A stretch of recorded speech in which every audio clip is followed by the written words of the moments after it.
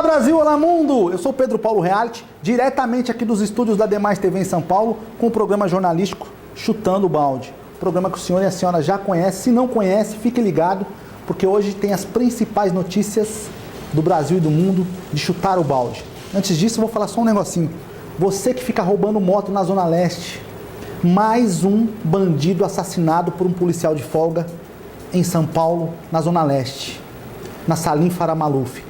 Parem de roubar motos. Vocês roubam motos de trabalhadores que usam a moto para trabalhar, que pagam as prestações a duras penas. Parem com essa palhaçada. Roubar moto não dá futuro. Ou cadeia ou morte para vocês. Parem de roubar motos. Infelizmente, os níveis de violência vêm aumentando no país. E nós temos o dever de informar. Só vou dar um recadinho do apoio cultural. É um minutinho, eu já volto. Fique ligado, hein? Põe no pente, Braga, põe no pente! Bom, um recadinho para você de casa agora. Preste muita atenção. Você que tem carro, moto, principalmente moto, caminhão, qualquer veículo. Vamos proteger contra furto, roubo, colisão. Tem muito assalto nas grandes metrópoles. O roubo está muito grande. Então proteja seu patrimônio. Entre em contato agora através desse zap que está aí na sua tela. Ó. É só entrar em contato através do WhatsApp, pedir a cotação, sem compromisso nenhum e proteger seu patrimônio. Furto, roubo, colisão, terceiros, causas naturais, incêndio, alagamento, cobre tudo, 100%. Não tem franquia, não tem fidelidade, não tem perfil de condutor, qualquer um pode dirigir o veículo e vai proteger você no Brasil todo. Assistência 24 horas completa por um preço que cabe no seu bolso. Chame agora nesse zap que está passando aí na tela aí, ó. Fique protegido. Eu indico, eu garanto. Eu venho falando paulatinamente que as mulheres ucranianas vêm sendo vilipendiadas por soldados russos. Eu venho dizendo, cantando essa bola, não é de hoje, fazendo programas especiais sobre a guerra da Ucrânia, só que existe um lado obscuro nessa história. Ah, Pedro Paulo, mas que lado que é obscuro nessa história? As mulheres sendo estrupadas! Isso é um crime muito grave, que deixa sequelas psicológicas para o resto da vida delas. Seus animais! Numa guerra são cometidas atrocidades que até Deus duvida. E diante dessas mazelas, nós que fazemos o jornalismo, temos o dever de informar a população que coisas absurdas vêm acontecendo na Ucrânia. Principalmente o estupro de mulheres indefesas e inocentes. Exclusivo. Vítimas de estupro por soldados russos na Ucrânia revela detalhes da barbárie que acontece lá. Não muda de canal, essa matéria é muito especial. Põe no pente, Braga, põe no pente! Com a voz embargada pela emoção, Helena tenta falar apesar do sofrimento. Ela detalha que estava em uma mercearia quando foi apontada a soldados russos por moradores locais, como sendo esposa de um militar e tratada com termos pejorativos. Percebi que eles já estavam me olhando com o canto do olho, saí rapidamente da loja. Nem tive tempo de chegar em casa, não tive tempo. Eles entraram atrás de mim. Não tive tempo de pegar meu telefone, de fazer nada. Eles simplesmente, silenciosamente me empurraram na cama, me apertaram silenciosamente com a arma, me despiram. O depoimento exemplifica os temores das organizações de defesa dos direitos humanos que apontam indícios do uso do estupro como arma de guerra na Ucrânia. Foi nojento, muito nojento, eu não quero viver. Entrevistada em Zaporísia, para onde foram milhares de deslocados do sul da Ucrânia, a mulher aguarda um ônibus para se reunir com os 4 filhos em Vinnytsia, no centro do país. Seu marido, que luta há 2 anos contra os separatistas pró-Rússia no Donbass, foi enviado para o fronte e Helena ficou sozinha para organizar o transporte dos bens da família. Ela diz que não conseguiu encontrar um veículo para esvaziar a casa e foi então que aconteceu a tragédia na tarde de 3 de abril. Eles começaram aproximadamente às 3 da tarde e foram embora aproximadamente às 4 da manhã. Eles simplesmente saíram. Eles quase não falaram um com o outro. Eles apenas me insultaram algumas vezes, me chamaram de formas pejorativas e apenas diziam um ao outro: é sua vez agora.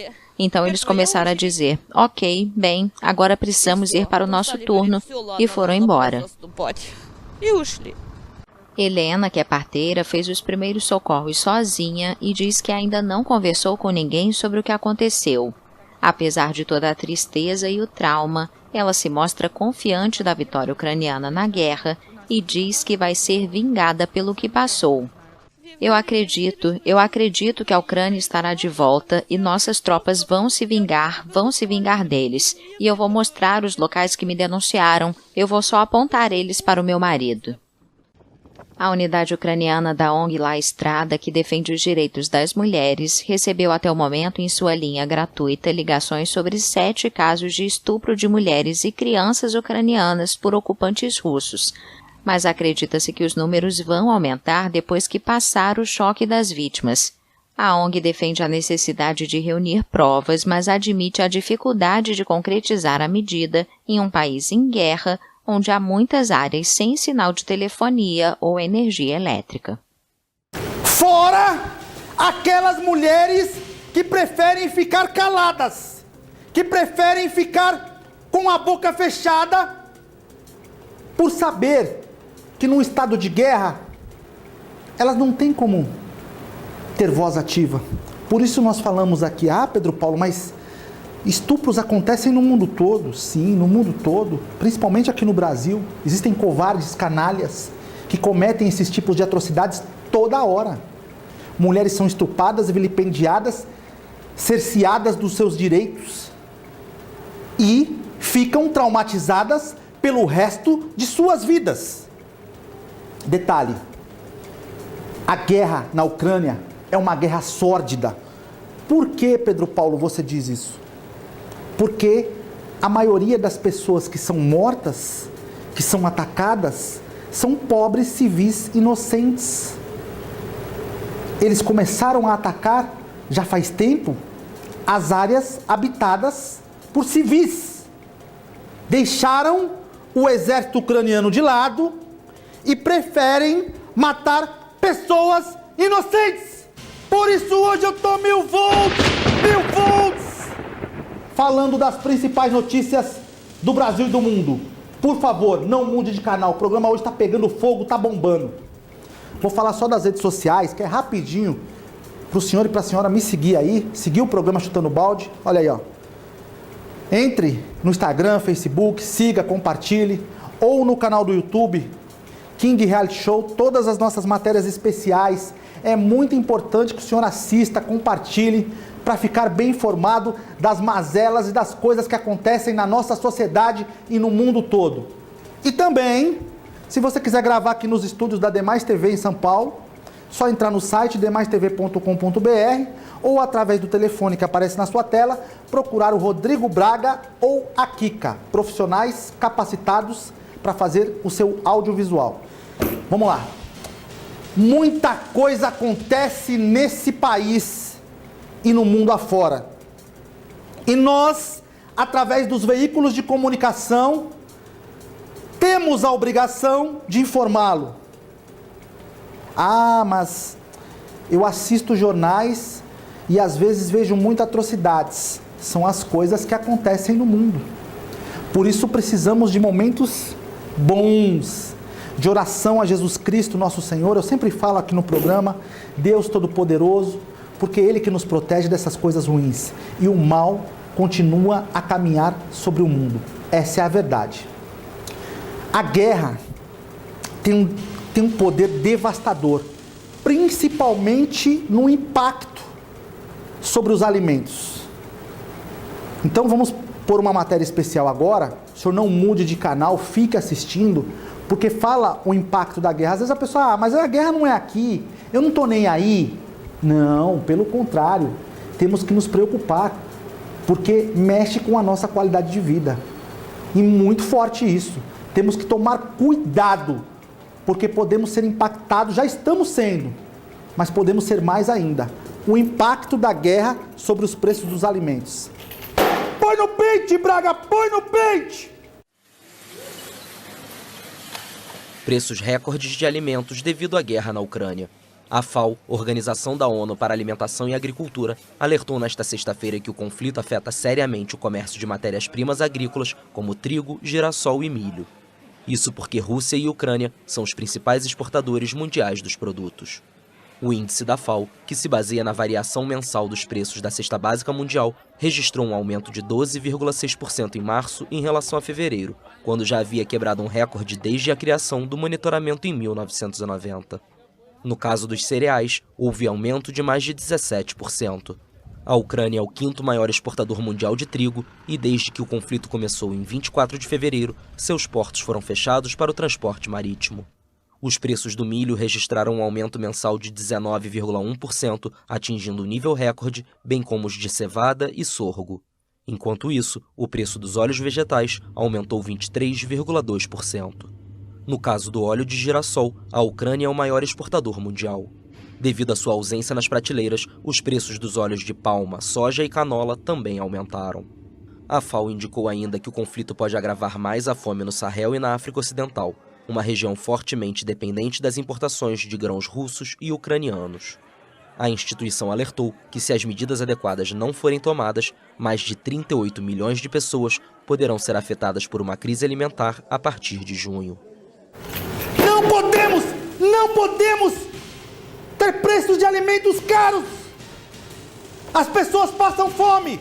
Vocês viram que o Bob tem aparecido menos aqui no nosso programa, porque a ração está cara.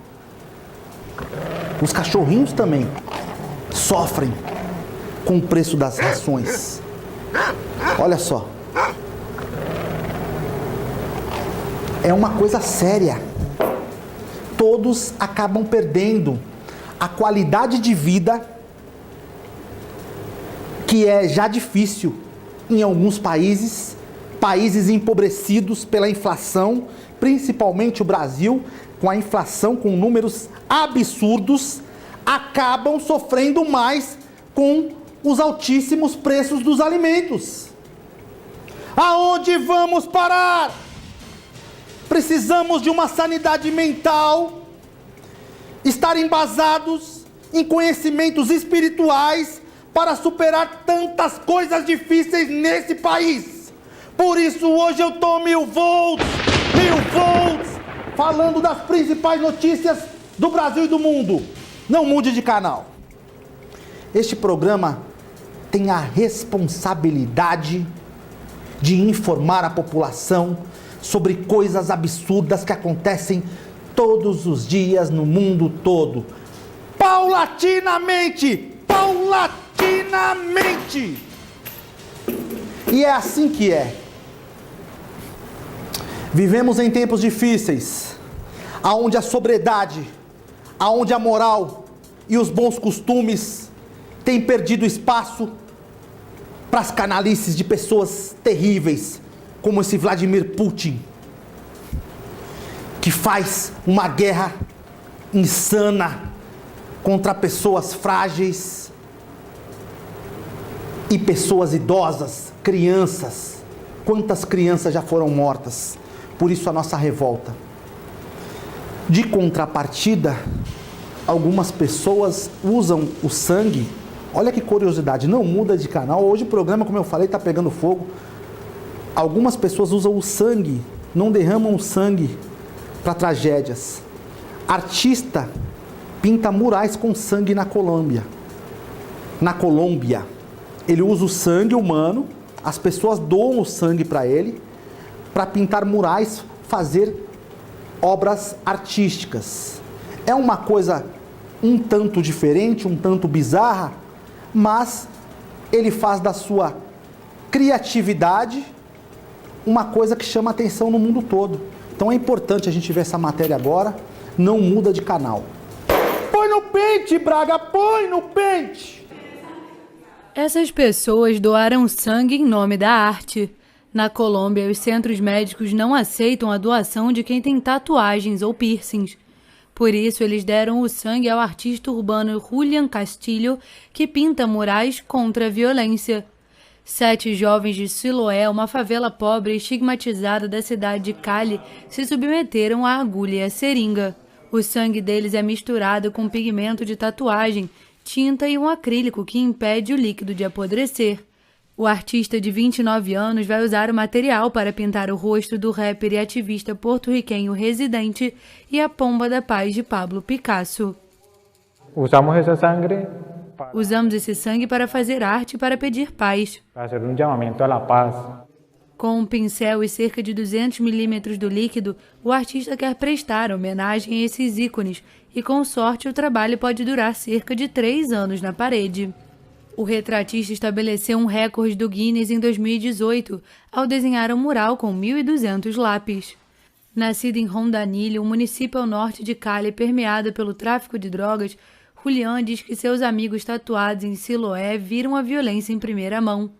Em 2021, esta favela incrustada nas montanhas da terceira maior cidade da Colômbia, onde 36,6% da população é pobre, foi o epicentro dos protestos contra o governo de Iván Duque. 3 jovens foram mortos na repressão policial, que foi fortemente condenada pela comunidade internacional. Um deles era um artista e amigo de John Guevara, um doador inapto por causa das 5 tatuagens. Uma nova arte também é um convite a não derramar mais sangue na guerra, nem com a violência urbana, exceto neste momento que derramamos sangue pela arte e pela cultura. Essa é uma forma de misturar amizade, paixão e protesto em uma só homenagem. Às vezes você também não gosta da arte dele, acha muito pesado usar sangue humano para fazer obra de arte, mas a Colômbia é um país devastado pela pobreza, pelas mazelas da sociedade. Então, quando aparece um artista assim, chamando a atenção desta forma, é bom porque incentiva, eu costumo falar muito aqui nesse programa há mais de um ano, incentiva as outras crianças, as pessoas que tendem a inclinar o caminho para a criminalidade, a fazer um esporte, a praticar a música, a arte, a pintura. Ou seja, não devemos criticar porque não sabemos o bem que uma obra de arte dessa faz para a sociedade, principalmente num país vilipendiado, sofrido, maltratado, miseráveis, com fome, com sede, sem oportunidades de ascender socialmente. Ah, como assim, Pedro Paulo? Tem pessoas que não têm possibilidade nenhuma, vivem como miseráveis, num país onde a inflação, falando de inflação, já vem a matéria aí falando da inflação no Brasil também, que foi a pior no mês de março em 28 anos. Olha só, uma inflação a pior em 28 anos. Aí você vê o custo de vida do brasileiro. Ah, mas eu não sofro, eu estou bem. O senhor está bem, mas existem pessoas gemendo, sofrendo, que não têm condições nenhuma de arrumar serviço, nem aonde tirar a fonte de renda de sustento. E fica difícil com a inflação arrebentando, como está acontecendo aqui no Brasil. E a Colômbia é mais fragilizada ainda, que é um país mais pobre ainda que o Brasil. Existem países mais pobres que o Brasil. Esses países sofrem com violência, com a inflação, com governos corruptos e várias mazelas, narcotráfico, bandidos, estrupadores. Quando as pessoas não têm uma qualidade de vida, é inevitável que essas mazelas apareçam todos os dias e a sociedade fique desgraçada. Então preste atenção nessa matéria da inflação no Brasil, porque é muito importante. O Brasil teve pior inflação para março em 28 anos. Pior inflação em 28 anos. Põe no peito, Braga, põe no peito! A inflação brasileira fechou em 1,62% em março, a maior para o mês desde 1994, e acumulou 11,30% nos últimos 12 meses, também um recorde em mais de 18 anos. Os dados foram divulgados pelo IBGE nesta sexta-feira. O índice de março superou o de fevereiro e também se manteve acima de março de 2021. A inflação do mês passado ficou acima da expectativa do mercado, segundo um levantamento com consultorias e instituições financeiras feito pelo jornal Valor Econômico. Em março de 1994, a alta de preços foi de 42,75%, em meio a um período de hiperinflação que antecedeu a implementação do real no mês de julho daquele ano, parte de um plano de estabilização econômica. A taxa dos últimos 12 meses é a maior desde outubro de 2003. O setor com maior variação foi o dos transportes, com um aumento de 3,02%, influenciado principalmente pela alta nos preços dos combustíveis. Outras categorias seriamente afetadas pela inflação foram a de alimentos e bebidas. O Banco Central vem tentando conter a inflação com consecutivas altas da taxa básica de juros, situada em 11,75% desde março, e novos aumentos devem ser anunciados em breve. O jornalista jamais pode se achar mais importante do que a matéria. É óbvio que o tipo de jornalismo que eu faço, nós temos a facilidade de comentar a notícia, de usar a eloquência fervorosa, o modo de falar para chamar a sua atenção. Mas existe um ditado que diz que contra fatos não há argumentos. E a inflação está desesperadora. Tem pessoas que não conseguem mais dar uma vida digna aos seus filhos. Aonde vamos parar?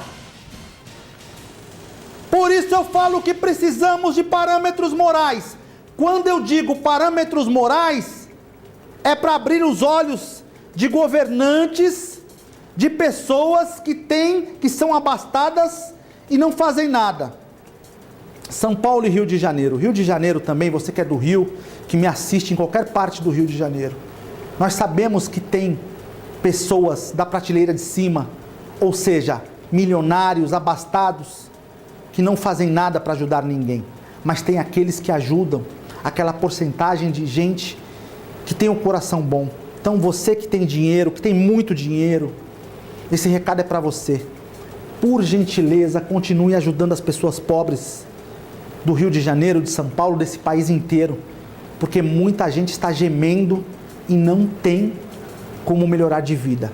Ah, mas eu não tenho nada a ver com isso, eu não tenho culpa, Pedro Paulo, eu vivo a minha vida, pago meus impostos, que já são altíssimos nesse país, haja vista que, para prosperar aqui, a pessoa tem que suar, tem que fazer coisas mirabolantes, porque é um país difícil de se viver. Muita gente rica, abastada, e a grande maioria pobre, sem nada. Esse é o retrato fiel do Brasil. O Brasil é um país de mais de 220 milhões de habitantes, mas que tem uma pobreza extrema já muito forte. Então precisamos olhar esses parâmetros para que não aumente a pobreza ainda mais no país.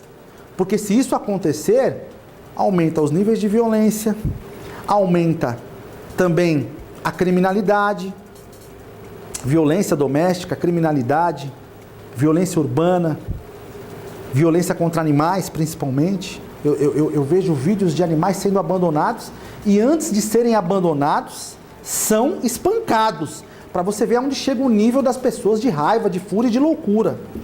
De contrapartida, existe uma gama da sociedade que ainda vive a lá vão ter, né? Com muito dinheiro, fazendo o que quer, indo a lugares chiques e poderosos. Essa matéria que vem agora é muito importante. Um jantar nos céus, né? Esses jantares aí, esses restaurantes puxados por guindaste.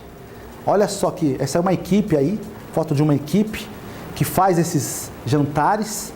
São jantares a muitos metros de altura, mais de 20, 30 metros de altura. São puxados pelo guindaste. Eu não teria coragem, eu particularmente não iria nesse tipo de restaurante. Até porque hoje as condições climáticas no país não estão favoráveis para isso. O Bob talvez iria, viu? O Bob, o nosso campeão do MMA, talvez participariam desse tipo de jantar, porque são dois esfomeados, né? Apesar que ele está em forma aqui, ó. Está bem em forma. Brincadeiras à parte, você vê como que é o contraste, né? Do mundo. Pessoas pobres e pessoas abastadas curtindo a vida, né? E assim que é. Põe no pente, Braga, põe no pente! Os indonésios voltaram a sair de casa após a diminuição das restrições ligadas à pandemia de Covid-19. E alguns já começaram a aproveitar a liberdade com fortes emoções. Um jantar suspenso em Jakarta. No início não foi fácil, eu estava nervosa de não conseguir engolir a comida, muito menos beber. Mas depois de algum tempo eu pude comer, foi emocionante. O restaurante Lounge in the Sky abriu ao público esta semana na capital do país muçulmano mais populoso do mundo. Os lugares foram reservados com vários meses de antecedência e o restaurante fica cheio à noite durante o mês do Ramadã, momento em que os muçulmanos quebram o jejum. Este Ramadã temos um novo desafio em Jakarta com a abertura do Lounge in the Sky. O Ramadã já é um desafio com o jejum, e ter que jantar aqui para quebrar o jejum também é um desafio. Portanto, parece que o desafio é em dobro. 30 clientes são atendidos por vez em uma plataforma suspensa por um guindaste a uma altura de 30 a 50 metros. As refeições custam entre 1.600.000 e 3.700.000 rúpias, ou seja, entre 520 e 1.230 reais. Os clientes são presos em seus assentos e os cozinheiros e garçons usam cintos de segurança. O restaurante diz usar procedimentos rígidos de segurança, entre outras orientações, como pedido para que os clientes vão ao banheiro antes de se instalarem, caso contrário a plataforma terá que ser baixada durante a refeição. O conceito do Lounge in the Sky foi concebido por 2 empresários belgas em 2006 e desde então se espalhou por dezenas de países. Existem empresários, que fazem qualquer tipo de coisa para o povo gastar dinheiro, Isso é uma invenção muito mirabolante. Por isso, vocês empresários ricos, abastados, pratiquem a filantropia. Ajudem outras pessoas, porque daqui dessa terra não se leva absolutamente nada. Tudo é passageiro, as coisas passam, os amigos vão embora, o dinheiro acaba. E mesmo que não acabe, se você não usá-lo com sabedoria, acaba não desfrutando dos prazeres da vida e não ajudando ninguém.